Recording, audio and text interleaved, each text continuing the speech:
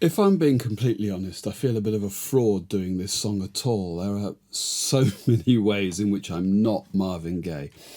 But I did this in class recently at City Lit and my students loved it and I had a great time, and so I thought I'd give it a go. It's a very simple song in conception and also on the guitar. There is, on the original, an acoustic guitar part. It's not very prominent and I'm not going to try and recreate that. More, I'm going to try and create something of a similar vibe to the original with the instruments together, just to get a feeling of how that might be. The original's in the key of E, but I've got a capo on the 4th fret, so I'm going to play as if I'm in C. And actually we open with a C major 7, so just like a cowboy chord of C, but with that first finger away there, with an open 2nd string. Okay, nice major 7 sound there. And the intro is 4 bars of that, and then we get into the verse. And the verse is another 2 bars of C major 7, and then we move to A minor 7, which is like a straight C chord, but with the 5th string open. And before we get any further into this, let's have a look at a strumming pattern we might play, or a feel for the strumming. We've got 4 beats to the bar, but what we really want, that typical kind of Motown, almost disco sound with a hi-hat or tambourine in 16ths, that kind of thing. And I'm going to do that with my strumming. It just needs to be constantly down, up, down, up, down, up, down, up, 16 times in the bar. But what I don't want to do is this.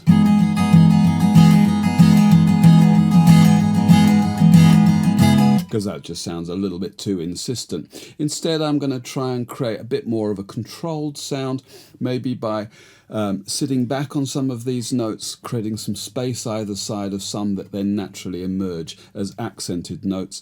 Also, if I don't strum across all the strings, maybe I'm just going to aim to hit the lower strings at the beginning of the bar and then spend a bit more time on the upper strings, something like this.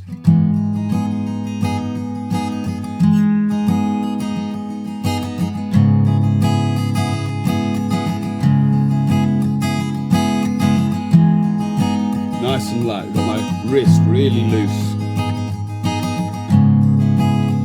And I don't know, you might use a pick or you might just use your thumb to strum. I've just got the backs of the nails barely. I think it's really just my 2nd finger, maybe a bit of my 3rd finger there, keeping it really light. Another thing you can add here, just to create a bit more texture, some hammer-ons with these. So any of the fingers that you've got fretting strings at this point, an obvious one for the C chord is the 2nd finger on the 2nd fret of the 4th string. You can hear that. Might not do that all the time, but also on the A minor 7. Okay. In fact, for the A minor 7, maybe both of those.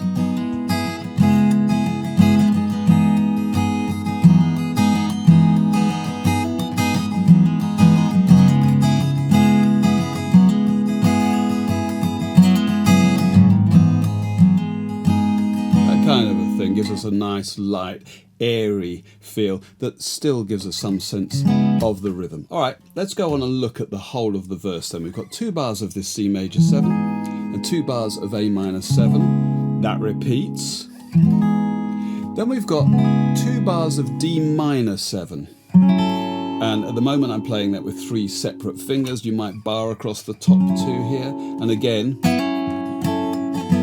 the hammering on maybe on the 2nd fret of the 3rd string, 2 bars of that. Then I've got F major 7, which is like a little diagonal line, but I've also got G in the bass. That's just 1 bar of that. And then I'm going to keep my 3rd and 4th fingers where they are and move my 2nd finger behind on the 2nd fret of the 5th string, play across all of those for a single bar of G13, and that's the whole thing. Now the vocal line is up there, so I've got to pitch that. 1, 2, 3, 4. Mother, mother, there's too many of you crying. Brother, brother, brother, far too many of you dying. You know we've got to find a way to bring some love in here today. Father, Father, we don't need to ask second verse is exactly the same as the first verse. Okay, so we've got 4 bars of intro, verse 1, verse 2, and we're into the chorus. Now the chorus comes after the second verse, and it's a sequence of 10 bars with chords we've already seen, so it's just recycled stuff. We get an alternating series of D minor 7 for a bar and F major 7 over G for a bar. And throughout that, you can keep that second finger on the second fret of the third string. So D minor 7, if you're barring, that is, D minor 7 this way, and then F major 7 over G. It just means that that first finger is going to rock back and forth, either barring on top 2 strings for the D minor 7 or just on the first fret of the second string for the F major 7 over G. Anyway, it sounds like this. Picket lines and picket signs don't punish me with brutality. Talk to me so you can see. And in the third one of those pairs, we get F major 7 just for 2 beats, and then we get to that G13 that we saw. So it's the final 2 chords of the verse, now crammed into 2 beats each at the end of that. So you can see, oh, what's going on. Now we've got 4 bars. C major 7 for a bar, to A minor 7 for a bar. These are the opening chords of the verse, 1 bar each, and back to C major 7 and A minor 7. Oh, what's going on? What's going on? Yeah, what's going on? What's going on? Oh. Now we get into the bridge, and this is this kind of genius chord change here. It's an F minor 9. I'm barring across all the strings here. Got a finger, my third finger, on the 3rd fret of the 5th string, and my little finger is up on the 3rd fret of the top string. That's the Crimea River opening chord. Now you say you're sorry. That kind of a thing. But that's the chord we get here, and it's a big change from all this kind of C brightness, and we get this.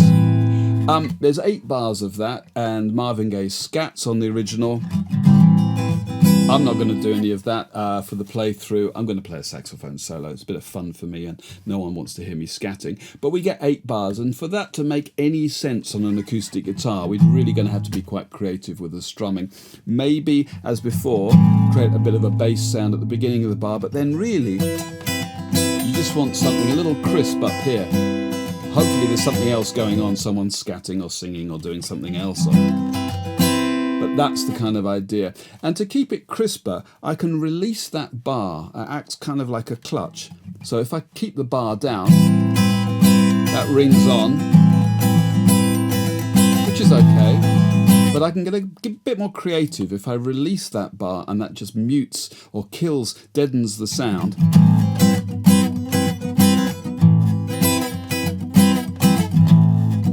Okay, well, you'll experiment, but that's the kind of thing I'm after.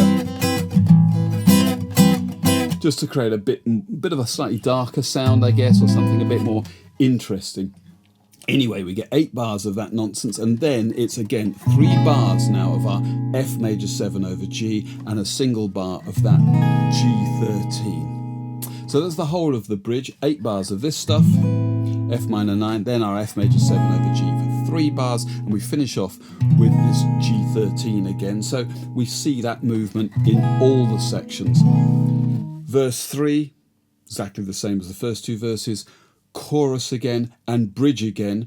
Bridge as before, 8 bars of this, F major 7 over G for 3, G13 for 1, and then we go back into that F minor 9 to fade. I'm not sure actually whether it fades out on that or whether after 8 bars we get back to the F major 7 over G and stuff. That's right on the cusp of the fade, but I'll probably just fade out on the F minor 9, and that really is all there is.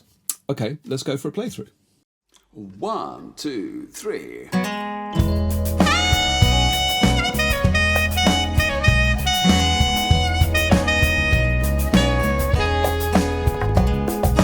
Mother, there's too many of you crying. Brother,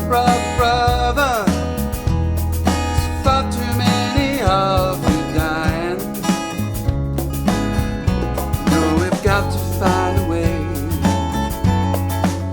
to bring some love in here today. Yeah.